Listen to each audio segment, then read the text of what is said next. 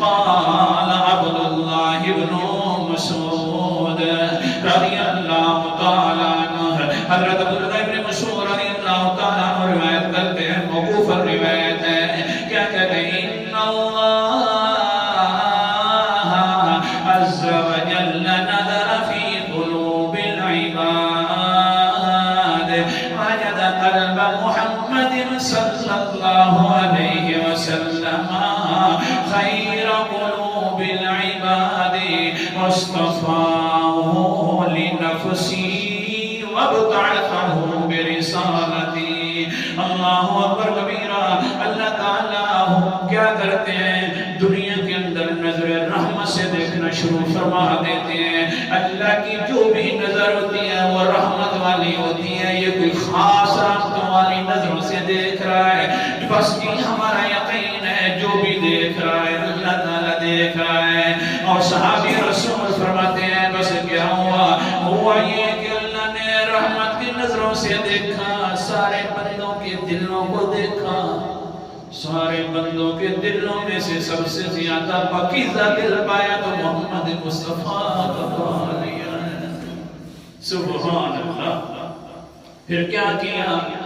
پاک دلوں سب سے اونچے درجے والا دل ہو تو کیا ہوا؟ واصطفاہ لنفسہ، اللہ تعالیٰ نے اپنی ذات کے لیے اس دل کو چن لیا۔ نہیں مزہ ہے، عربی ہے، تہ تک جاؤ۔ واصطفاہ لنفسہ، حدیث سنا رہا ہوں، مسند احمد کی صحیح حدیث ہے۔ اللہ اکبر کبیرہ۔ اللہ تعالیٰ نے اپنی ذات کے لیے اس مقدس دل والے کو چن لیا۔ اللہ اکبر کبیرہ، چن لیا اور ساتھ وابتعثہ برسالتی، اور اللہ تعالیٰ نے اپنی رسالت کے ساتھ مبعوث فرما دیا۔ پھر اسی زمانے کے اندر اللہ تعالیٰ نے پھر دیکھا ان اللہ عز وجل نظر فی قلوب العباد بعد قلب النبی صلی اللہ علیہ وسلم۔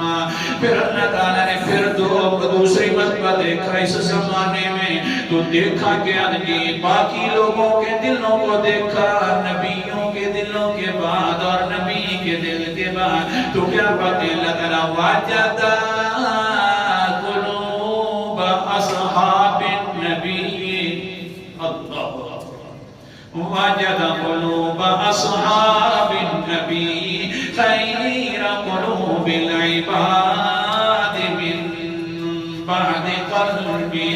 اللہ تعالیٰ نے دوسری نظر رحمت سے دیکھا نا، نبی کے دل کو پانے کے بعد دیکھا تو پھر سب سے زیادہ پاک دل پایا تو صحابہ کرام کا پاک دل